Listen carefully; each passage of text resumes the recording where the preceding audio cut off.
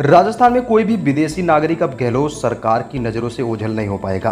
राज्य में 1 जनवरी 2011 से अवैध रूप से रह रहे सभी विदेशी नागरिक राज्य की जांच एजेंसियों के रडार पर होंगे। गहलोत सरकार ने प्रदेश में अवैध रूप से रह रहे विदेशी नागरिकों की खोज के लिए एक राज्य स्तरीय कमेटी का गठन किया है।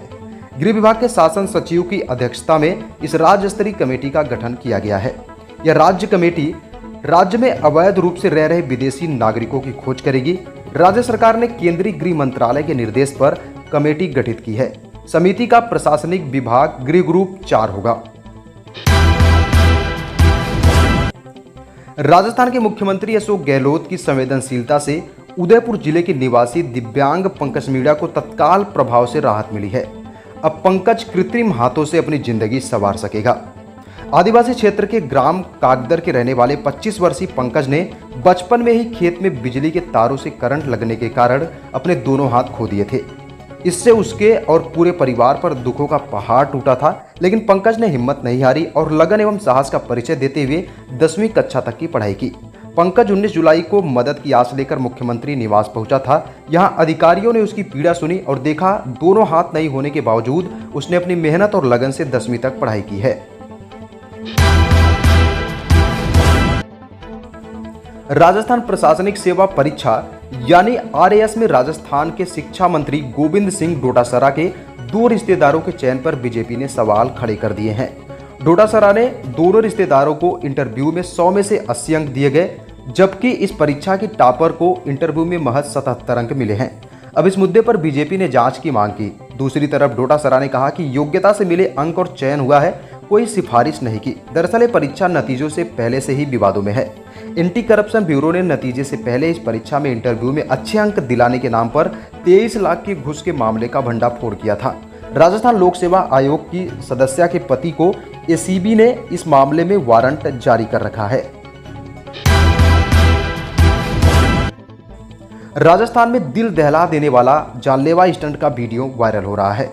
वायरल वीडियो को देखने पर आपके रोंगटे खड़े हो जाएंगे।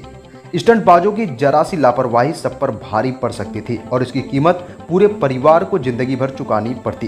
यही नहीं, इस दौरान अगर सामने से कोई वाहन आ जाता तो हादसा होना तय था। युवक जब इस तरह का खतरनाक और जानलेवा स्टंट कर रहे थे, उस दौरान न तो कोई उन्हें रोकने वाला था और न कोई टोकने वाला। बताया जाता है कि राजस्थान में यह स्टंट करने वाले युवक नशे में थे।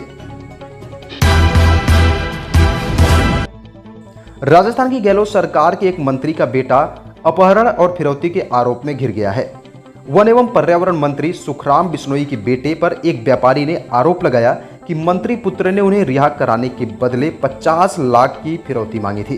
पीड़ित ने अपहरणकर्ताओं के चंगुल से हरियाणा से भागकर अपनी जान बचाई।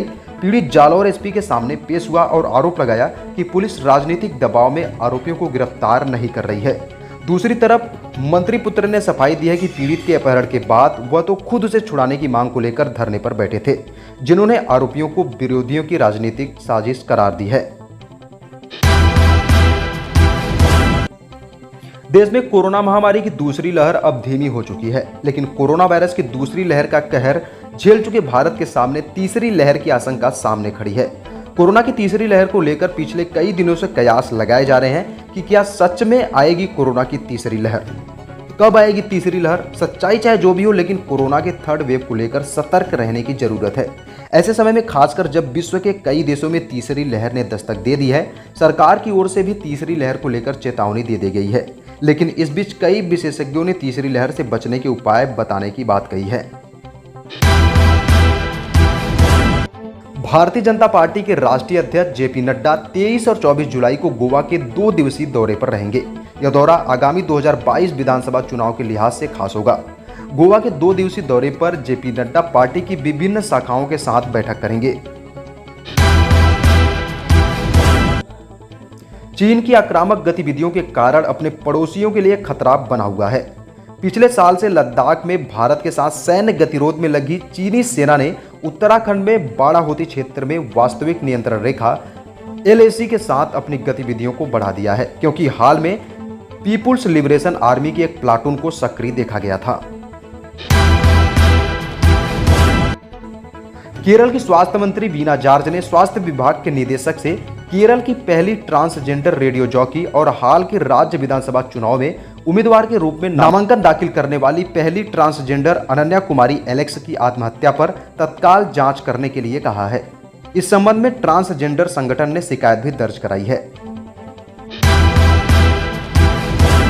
सीमा सुरक्षा बल बीएसएफ और पाकिस्तान रेंजर्स ने बुधवार को ईद उल अधा के अवसर पर सीमा पर विभिन्न बिंदुओं पर मिठाइयों का आदान प्रदान किया। पाकिस्तान की ओर से 2019 में इस प्रथा को बंद कर दिया गया था। दोनों देशों में बढ़ते तनाव के कारण पाकिस्तान और भारत किसी भी त्योहार पर मिठाई नहीं बांटते थे, लेकिन अब दोबारा यह प्रथा अपनाई गई। 5 अगस्त 2019 को नरेंद्र मोदी सरकार द्वारा संविधान के अनुच्छेद 370 के प्रावधानों को निरस्त कर दिया था, जिसने जम्मू और कश्मीर को विशेष दर्जा वापस ले लिया था। इस कारण दोनों देशों में तनाव बढ़ा था।